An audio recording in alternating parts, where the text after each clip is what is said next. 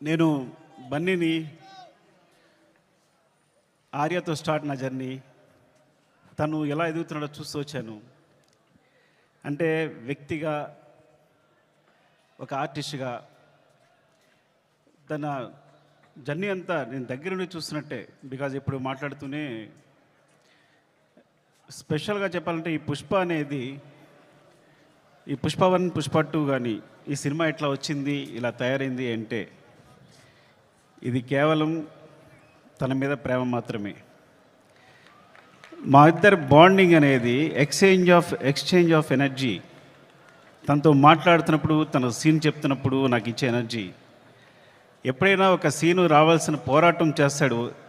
మీరందరూ ఒక ఫైట్ కోసమో లేదా సీక్వెన్స్ కోసమో కాదు, ఒక ఎక్స్ప్రెషన్ కోసం ఫైట్ చేస్తాడు తను. ఒక చిన్న ఎక్స్ప్రెషన్, ఒక ఐబాల్ లేపాలనో